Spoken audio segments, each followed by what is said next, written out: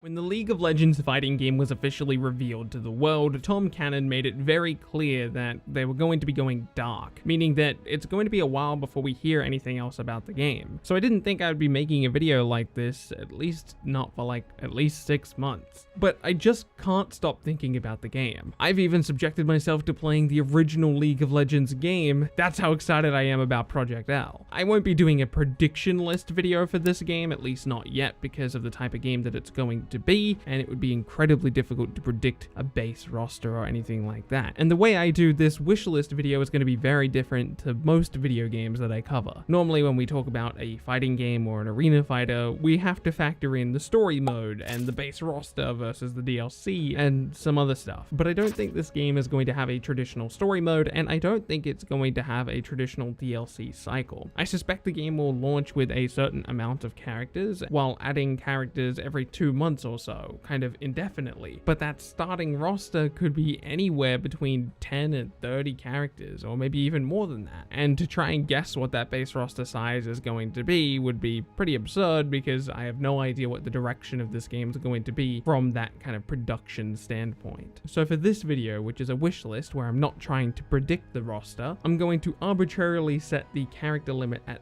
30, but I'm also going to be ordering them in a very specific way, putting them in roughly groups of 5, with the exception of the first group because we already have 4 characters revealed, those being Jinx, Ahri, Katarina, and Darius. So the first group of characters I would like to see needs to be a group of 6 rather than a group of 5 to get us to a total of 10 characters. Huge shout out to Skin Spotlights for allowing me to use their League of Legends footage. My first character is going to be Lux. Lux is probably my favorite League of Legends character. I'm not sure exactly what type of moveset she would have, because only 2 of her abilities actually directly translate into a fighting game, so you'd have to give her a lot of original moves. Garen has to be in the game. You can't have Darius and not have Garen. Garen is a character that easily translates into a fighting game because of that big sword of his, and he's of course incredibly important to the franchise. My favorite male character, Kane. I'm a big fan of scythes in general, and Kane is no exception to that rule. The character can walk through walls, so that could be used as a walk-through projectile ability, and the rest of his moveset directly translates over to a fighting game pretty well. My favorite support character, Blitzcrank. There are 2 major reasons I want Blitzcrank. First of all, of course, he's my favorite support character, as I just mentioned, but secondly, he kind of metaphorically could represent Rising Thunder, the game Radiant Entertainment was working on before being taken in by Riot Games. Pike is a character that came out while I wasn't exactly playing League of Legends, so I've only recently seen his moveset, and god damn, this character feels like he is made for the fighting game. He has a standard projectile, a hook, an invisible special move, and a dash that leads to a stun, which could theoretically either be a crazy cross-up move or a combo starter. Pike has fighting game written all over him. Annie is incredibly iconic to the series and absolutely needs to be in this game. After all, she was the character that recently got the anniversary skin. Also, Tibbers would just be a really cool mechanic to explore in a fighting game, so I hope they managed to pull that off. Moving on to the second group of characters, starting with Vi. Vi is literally a boxer, and she has a perfect moveset for a fighting game. Zoe isn't exactly the first character you think of when you think of fighting game, but after putting a bit of thought into it, she could be one of the most interesting zoning characters in history, if handled correctly, of course. I can't exactly go into detail about this right now because we have a lot of characters to talk about here, but if you know her moveset, I'm sure you have at least an idea of what I'm talking about. The Yordle with a hammer, Poppy. I picture her playing like a hard-hitting version of Charlotta from Grand Blue Fantasy Versus, and I'm totally on board with that. The character also has some pretty amazing lore that I find quite appealing, so I certainly hope she makes the cut. Master Yi, my original main back in the early 2010s. I didn't want to put both of the fan favorite ninja samurai swordsmen on this list. I ended up leaning more towards Yi as opposed to Yasuo because I like the idea of a fighting game character having a built-in heal, but honestly I could go either way. For the last character in this group,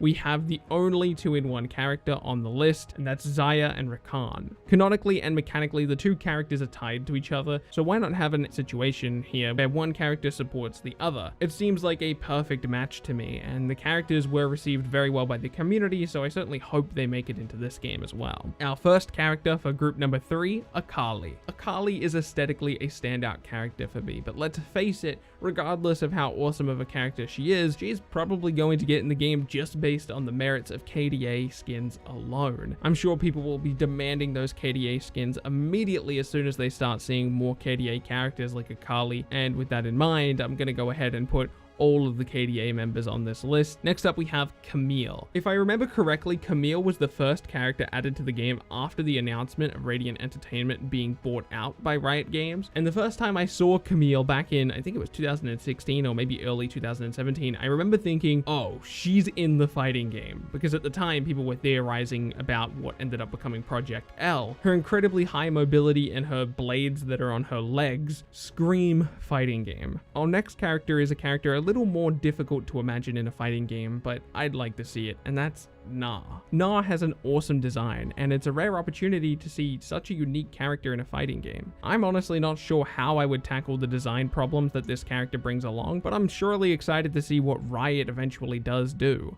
assuming that they add Gnar eventually. For the first character in our second last group, I'll issue a bit of a warning because I'm sure it will upset some of you, Teemo. Regardless of how you feel about playing against Teemo now, and regardless of how obnoxious I'm sure he'll be in the fighting game, it's something I think you're going to have to prepare for. I fully suspect him to be playable eventually in the fighting game. He's just such a marketable character, regardless of what you think. He's very cute, and at the very least, he would have a very different moveset to the rest of the roster. Talia is my next character, and I'll be honest with you, it's literally just because of earthbending. Her design is cool too, but I don't know anything about the character. I just want an earthbender. Ezreal has always had an appealing design to me. Given his popularity, I'm sure he's going to be added into the game at some point, but I hope it's sooner rather than later. Let's be real, his moveset's going to be annoying to verse, because I'm sure there's going to be a lot of projectiles in there, but I don't care. Speaking of characters with potentially really annoying movesets that still manage to make it onto the list because of their amazing design, Kindred. I've liked Kindred ever since the first game that I played with the character, and it would be a delight to have her in a fighting game. At the end of the day, I'm all for as many as bow characters as possible. Speaking of bow characters, Ashe. Ashe is the first League of Legends character the vast majority of us played. After all, she was the tutorial champion. It would be a shame to not have her in every League of Legends game. Moving swiftly onto our final 5, starting with Bard. I thought I would give the support role a little more love, and while I was trying to do that, I was also looking for characters that fit into the grappler archetype. Bard seems to fit both, and I would be happy to see him join the fray. Singed is another character I added while I was looking for grapplers, and he fits the role perfectly. His toxin he leaves behind could create for one of the most thought-provoking grapplers ever,